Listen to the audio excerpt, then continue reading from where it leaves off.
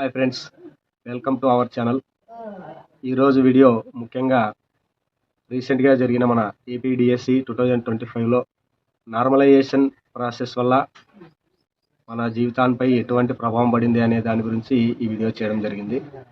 ఈ వీడియో యొక్క ముఖ్య ఉద్దేశం ఎవరిని బాధ పెట్టడానికో లేదా ఇబ్బంది గురి చేయడానికి అయితే కాదు.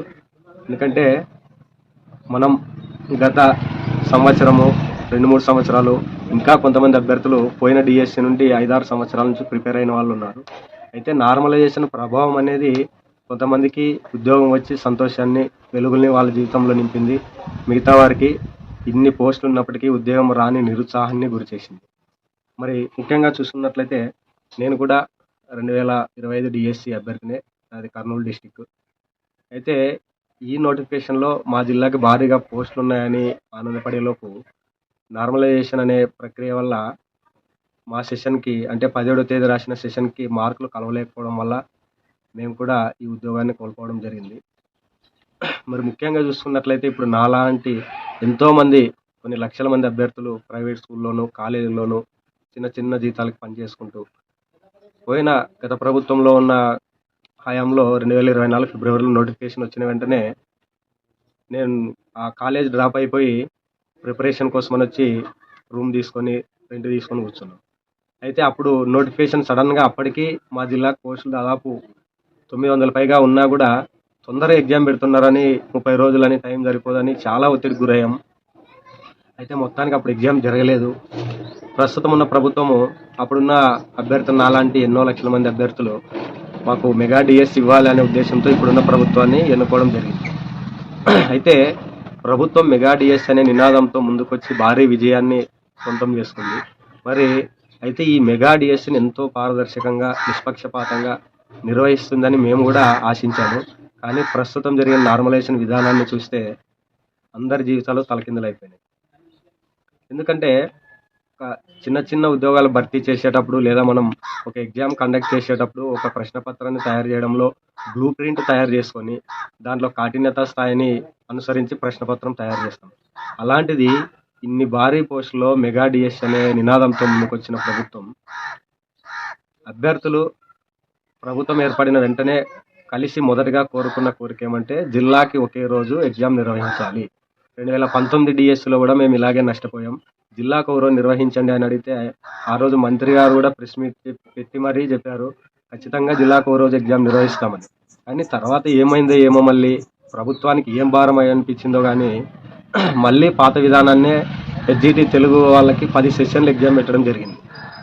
దీనివల్ల ఏమైందంటే కొన్ని సెషన్ల వాళ్ళకి ఫైనల్ కీలోనూ మళ్ళీ నార్మలైజేషన్లోనూ ఎక్కువ మార్కులు కలవడం వల్ల దాదాపు 7 నుంచి 8 మార్కులు వ్యత్యాసం వచ్చి చాలామందికి ఉద్యోగాలు వచ్చాయి. కొన్ని సెషన్ల వాళ్ళకి, కొన్ని సెషన్లో రాసిన వాళ్ళకి మార్కులు కలిసినప్పటికీ ఉద్యోగం రాలే. ఇంకా కొన్ని ప్రత్యేకంగా 19వ తేదీ మార్నింగ్ సెషను, 18వ తేదీ ఒక సెషను, 17వ తేదీ సెషన్కి పూర్తిగా మార్కులు కలవలేదు. అంటే 0.75 యావరేజ్తో మార్కులు కలిసాయి. దీనివల్ల ఈ 3 సెషన్లో వాళ్ళు ఉద్యోగాన్ని సాధించిన వాళ్ళు చాలా తక్కువ మందే ఉంటారు నాకు తెలిసి. ఎందుకంటే మనకు క్లియర్గా కనిపిస్తుంది.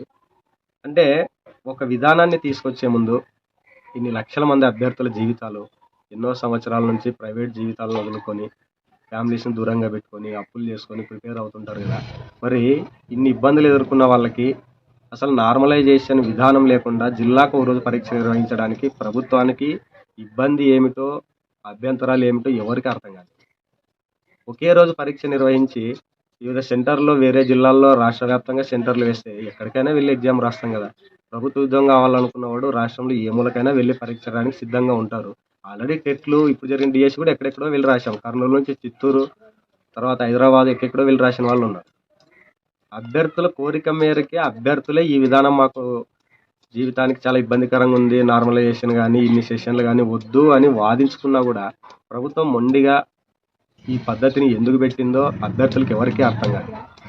పోనీ ఒకవేళ నార్మలైజేషన్కి ముందు ప్రభుత్వం తరపు నుంచి అధికారులు ఏం చెప్పారు, ప్రశ్న పత్రాలు అన్నీ ఒకే కాఠిన్యత స్థాయితో తయారు చేశాము, ఇది వ్యక్తులు తయారు చేసింది కాదు, ఏ టెక్నాలజీతో ఉపయోగించి తయారు చేశాము కాబట్టి అన్నీ ఒకే ప్రామాణికంగా ఉన్నాయి అని చెప్పారు.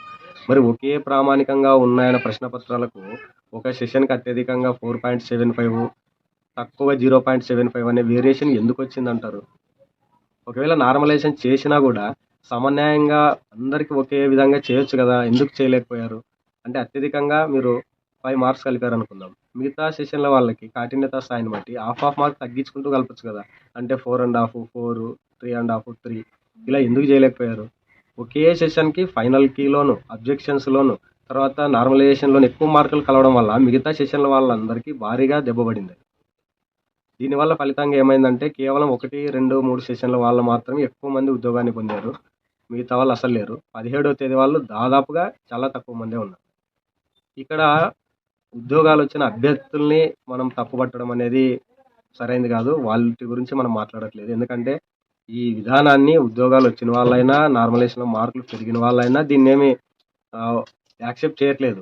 ప్రతి ఒక్క డిఎస్ అభ్యర్థి ఖండిస్తున్నారు. అసలు ఈ నార్మలైజేషన్లో వద్దు, ఈ 10 సెషన్లు వద్దు, జిల్లాకు రోజు పెట్టింటే బాగుండేదని ఇప్పుడు జాబ్ వచ్చిన వాళ్ళు కూడా అంటున్నారు. ఎందుకంటే వాళ్ళు కూడా మొన్నటిదాకా నిరుద్యోగులే కదా. మరి ఈ ప్రతిపాదనను ఎందుకు ప్రభుత్వము అసలు అర్థం చేసుకోలేకపోయిందో మాకైతే తెలియట్లేదు.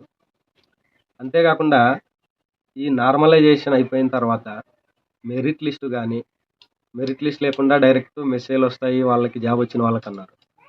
దాని తర్వాత కోర్టు కలుగు చేసుకోవడంలో మెరిట్ లిస్ట్ ఇవ్వాల్సిందని చెప్పిన తర్వాత మెరిట్ లిస్ట్ పెట్టారు. మెరిట్ లిస్ట్ పెట్టిన తర్వాత కూడా కొంతమంది కాల్ లెటర్స్ వచ్చాయి, కొంతమందికి రాలేదు. అసలు విచిత్రం ఏమంటే ఎక్కువ మార్కులు వచ్చిన వాళ్ళకి అంటే ముందున్న వాళ్ళని పిలవకుండా వెనకున్న వాళ్ళని దానికి సర్టిఫికేట్ వెరిఫికేషన్ పిలవడము, తర్వాత వాళ్ళు డిఓ ఆఫీసుల చుట్టూ తిరిగితే మళ్ళీ కాల్ లెటర్స్ రావడం, అసలు ఎప్పుడు జరగలేనటువంటి చిత్ర విచిత్రాలు, ఎప్పుడు అభ్యర్థులు ఎదుర్కోలేనటువంటి మానసిక ఒత్తిడి ఈ డిఎస్సి ద్వారా ప్రతి ఒక్కరూ దాన్ని ఫేస్ చేశారు. ఎందుకు ప్రభుత్వం అంటే ఒక షెడ్యూల్ ఇచ్చి కనీసం అభ్యర్థుల మానసిక పరిస్థితిని అర్థం చేసుకొని ఎవరు బాధపడాల్సిన పని లేదు, షెడ్యూల్ ప్రకారం ఇది జరుగుతుందని ఒక ప్రెస్ నోట్ కూడా రిలీజ్ చేయలేకపోయారు. మరీ విచిత్రంగా అర్ధరాత్రి 12 గంటలప్పుడు మెరిట్ లిస్ట్ పెట్టడం అనేది ఎప్పుడు చూడని పరిస్థితి. పొరపాటున ఏ హార్ట్ అటాక్, బీపీ, షుగర్ ఉన్నాడైతే నైటే ప్రాణాలు పోయే అంతటి మానసిక ఒత్తిడికి గురయ్యేటువంటి పరిస్థితులు ఎదుర్కొన్నాం ఈ డిఎస్సిలో. కాబట్టి ఏదైనా ఒక విధానాన్ని తీసుకొచ్చేటప్పుడు అభ్యర్థుల తరపు నుంచి జీవితాల గురించి ఆలోచిస్తే బాగుంటుంది. ఏదేమైనప్పటికీ ఉద్యోగాన్ని సాధించినటువంటి అభ్యర్థులందరికీ కంగ్రాచులేషన్స్. కానీ ఈ విధానాన్ని ఆపేసి తర్వాత రాబోయే నోటిఫికేషన్కైనా కనీసం జిల్లాకి ఒకే రోజు పరీక్ష నిర్వహిస్తే అప్పుడు అందరికీ సమన్వయము, పారదర్శక అనేది ఉంటుందని అనుకోవచ్చు. ఇప్పుడు ఊరికే పారదర్శకత అని రోజు పేపర్లో చూస్తున్నాం, కానీ ఎక్కడ పారదర్శకత అనేది మాకైతే అర్థం కావట్లేదు. ఎందుకంటే ఇప్పటి వరకు కట్ ఆఫ్ కూడా తెలియని దౌర్భాగ్య స్థితిలో డిఎస్ అభ్యర్థులు ఉన్నారు. ఎప్పుడు మెరిట్ లిస్ట్ పెట్టడము, కట్ ఆఫ్ డిసైడ్ చేస్తే ఆటోమేటిక్గా వచ్చిన వాళ్ళు ఎవరు, రాని వాళ్ళు ఎవరు అని వేరే పనులైనా చూసుకునేవాళ్ళు. కానీ ఇప్పుడు దౌర్భాగ్యం ఏమంటే ఇప్పటిదాకా కట్ ఆఫ్ కూడా ఎవరికి తెలియట్లేదు. అంటే ఇంత గందరగోళ పరిస్థితి ఎందుకు ఏర్పడింది? అంత సెలక్షన్ లిస్ట్ అయిపోయిన తర్వాత కట్ ఆఫ్ తెలుస్తుంది అంటున్నారు. ఎప్పుడు జరగలేదు ఇట్లాంటివి. జాబ్ అంతా వచ్చిన తర్వాత వాళ్ళు స్కూల్కి వెళ్ళిపోయిన తర్వాత కట్ ఆఫ్ తెలుస్తుంది. అప్పుడు ఏం చేసుకోవాలి? దానివల్ల ఎవరికి ఉపయోగం? కట్ ఆఫ్ మొదట్లో తెలిస్తేనే కదా ఎవరికి వచ్చింది, ఎవరికి రాలేదు, ఎవరు ముందున్నారు, ఎవరు వెనుక్కున్నారు అని తెలిసేది. సో ఇట్లాంటి పరిస్థితులు అయితే మేము ఏ డిఎస్సీలో ఎదుర్కోలేదు. నాకు తెలిసి ఇంకా నెక్స్ట్ డిఎస్సీలు కూడా ఇలాగే పెట్టుకుంటూ పోతే ఎంత టాలెంట్ ఉన్న అభ్యర్థి అయినా సరే నాకు జాబ్ వస్తుంది అనే నమ్మకం అయితే కోల్పోతాడు. ఎందుకంటే ఇది పూర్తిగా మొన్న సెషన్లో 100% అదృష్టం కొద్దీ జాబ్ వచ్చిన వాళ్ళు కొంతమంది ఉన్నారు. ఇంకా కనీసం జిల్లాకు ఒక రోజు పెట్టుంటే నేను ఇంకా కొద్దిగా కష్టపడి ఇంకా కొంచెం మార్కులు ఎక్కువ తెచ్చుకుంటే బాగుండేది అని వాడు సర్దుకొని నెక్స్ట్ టైం అన్నా కష్టపడే తత్వం ఉంటుంది. కానీ ఈ విధంగా పెట్టేస్తే అత్యధికంగా 8, 10 మార్కుల వరకు కలిసిన వాళ్ళు ఉన్నారు. ఇంకా మన కష్టాన్ని నమ్ముకోవాల్సిన పరిస్థితి అనేది ఎక్కడ అనుకోవాలో అర్థం కావట్లేదు. ఒకే రోజు నిర్వహిస్తే ఎవడు టాలెంట్ ఉంటే వాడికి జాబ్ వస్తుంది. అప్పుడు ఈ విధంగా పెట్టడం వల్ల అసలు నెక్స్ట్ టైం ఎంత టాలెంట్ ఉన్నాడైనా ఒరే మన హార్డ్ వర్క్ కంటే లక్కే ఎక్కువ డిపెండ్ అయిందిరా ఈ డిఎస్ పైన అనే పరిస్థితి ప్రస్తుతం అయితే చూసాము. కొంతమందికి కలిసినా రాలేదు మార్కులు, కొంతమందికి కలవలేదు. మరి విచిత్రం కొంతమందికి మైనస్ల్లో మార్కులు, అంటే కొంతమంది మార్కులు తగ్గాయి. అసలు నార్మలైజేషన్లో మార్కులు తగ్గవు అని మేము హెల్ప్ డెస్క్ నెంబర్లు వేసినప్పుడు వాళ్ళే చెప్పారు, కానీ మార్కులు తగ్గాయి. దీనివల్ల ఇప్పుడు ఫర్ ఎగ్జాంపుల్ 17th సెషన్ రాసిన నాకు వచ్చిన మార్కుల కంటే అవతల వేరే సెషన్ రాసిన వాళ్ళకి దాదాపు 6 మార్కులు 7 మార్కులు కలవడం వల్ల కొన్ని వేల మందిని దాటుకుని వాళ్ళు ముందుకెళ్ళిపోయారు. మనం చూస్తున్న మెరిట్ లిస్ట్లో ఒకే మార్క్ పైన కొన్ని 100 మంది ఉన్నారు, పాయింట్లో కూడా 100 మంది ఉన్నారు. అట్లాంటిది ఒక సెషన్కి 6 మార్కులు 7 మార్కులు 8 మార్కులు కలిస్తే ఎన్ని వేల మందిని దాటుకొని ముందుకెళ్తాడు అభ్యర్థి. అప్పుడు ముందు దానివల్ల అంతకుముందు మంచి మార్కులు వచ్చి ఖచ్చితంగా జాబ్ వస్తుంది అనుకున్న వాడికి కూడా జాబ్ రాలేదు తర్వాత. అసలు అంతకుముందు రాదులే అనుకున్న వాళ్ళకి అనూహ్యంగా నార్మలైజేషన్లో విచిత్రంగా మార్కులు పెరగడం వల్ల జాబ్ వచ్చింది. కాబట్టి ఈ విధంగా ఉంటే నెక్స్ట్ డిఎస్సికి మనకు మనపైన మనమే ఆత్మవిశ్వాసాన్ని కోల్పోవాల్సి వస్తుంది. ఎందుకంటే ఇది లక్ డిఎస్సి అనేటట్లా అనిపిస్తుంది, కానీ మనం ఎంత కష్టపడినా మనం ఏ రోజు పడామనే సెషన్ మన జాబ్ని డిసైడ్ చేస్తుంది. ఆ రోజు మార్కులు ఎన్ని కలిసాయి అనే దాన్ని బట్టి డిసైడ్ అవుతుంది. అట్లాంటప్పుడు ఇంకా పూర్తి హార్డ్ వర్క్ అనుకొని ఎలా అనుకోవాలి?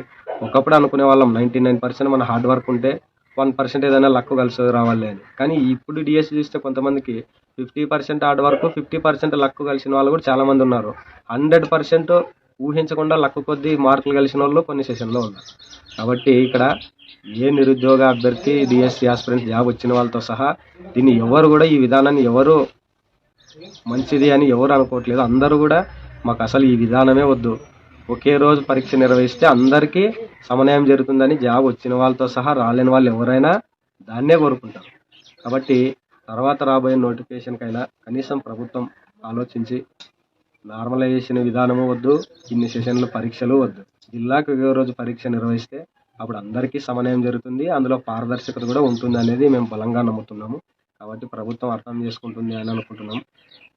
అలాగే ఈ వీడియో మీకు నచ్చినట్లయితే వీడియోని లైక్ చేయండి, షేర్ చేయండి, ఛానల్ని సబ్స్క్రైబ్ చేసుకోండి.